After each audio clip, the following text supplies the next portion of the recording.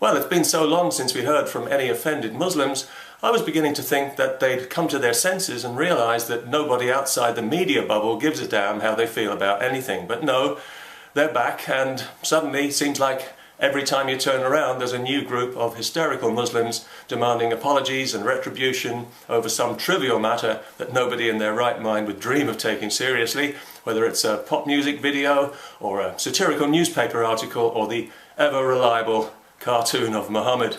That's the Prophet Muhammad, of course. You must have heard of him and wished you hadn't. Well, I don't think it's fair that Muslims should carry so much of the burden of being offended by stuff.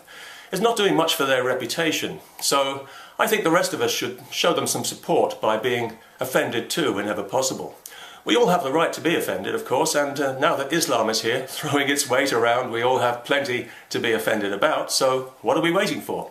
I'll get the ball rolling then, shall I? Okay, well, I'm offended by Islamic supremacism, a bit of an obvious one, admittedly, especially when they lie about it and call it multiculturalism. That really offends me. I'm offended by the sneaky way Islamic activists exploit Western guilt to invoke a spurious victimhood and claim multiple concessions that impinge on the lives of others. Ridiculous concessions that no other religion would get or even ask for. Special food that everyone has to eat, special clothes that threaten the security of others, special social conditions that insult and divide people unnecessarily, special conditions at work that tread on everyone else's toes, and special treatment before the law. If you burn a Quran in Britain, you'll be arrested as a criminal. If you burn a Bible, you won't. I'm offended by that. I'm offended by Islamic values generally. I find them deeply morally offensive. Profoundly so when it comes to women. I would like to tell you just how offensive, but I don't have the vocabulary to really do it justice, so let's just say that on a scale of offence from 1 to 10, I'd put it at around 100, no, 1,000. So if you're a potentially offended Muslim, rest assured that nothing I say about your religion could possibly offend you any more than your religion has already offended me many, many times over. Be offended by all means if that's what you want to do, but a word to the wise, whatever you do, don't embarrass yourself by making up a phony mental illness and trying to pin it on people to shut them up. Oh, too late, you already have. How deeply humiliating for you and how offensive to the rest of us.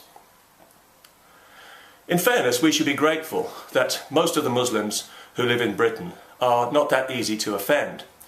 If they were, we wouldn't be able to do or say anything at all, because virtually everything about Western society offends the religion of Islam. So any Muslim who really wants to be offended only has to walk down the street and he can be in high dudgeon before he reaches the corner. So we should be glad that most of them are not like that. But some are, and one is too many. By the way, you'll notice that I said he just now. Of course, I realise that there are female Muslims who like to be offended, but we have to remember that a woman is worth only half a man, and I don't want to shortchange anybody here. If you're a Muslim who lives in Britain, and if you find that your beliefs get insulted now and then, well, that's not very nice, but my advice is to laugh it off and forget about it. Mark it down to the robust exchange of ideas and opinions that have made Western society the most vibrant and successful on the planet, and thank your lucky stars you live here, as I do, every day. If your beliefs get insulted a lot, on the other hand, well, that's a different matter, but it's got nothing to do with anybody else having a phobia. It's because there's something wrong with your beliefs, and if you can't see that, then there's something wrong with you. You are the one with the phobia. You are the one with the mental disorder. You are the one with the problem. And you and your beliefs are the problem for everyone else. And I'm talking here specifically to the professional crybabies of Islam. People like the Muslim Council of Britain and all these other self-appointed loudmouths who grab every opportunity, however ridiculous or artificial, to be offended. Let me do you people a favour by telling you what the media wouldn't dream of telling you, because it's the truth. Nobody cares about your feelings. We're all sick and tired of hearing about you and your poxy feelings. We look at the trivial things that offend you and the vile things that don't offend you, and we have nothing but contempt for you and your feelings. We're glad you're offended, and we hope you work yourself into such a state of righteous apoplexy that you literally explode. But most of all, we wish, oh how we wish, that you would take that goddamn religion of yours and those precious feelings and shove them right up your Khyber Pass. That's how people in Britain really feel, and if you don't believe me, just ask them. Preferably in a pub, as alcohol, God bless it, has a way of bringing out the truth, feelings or no feelings.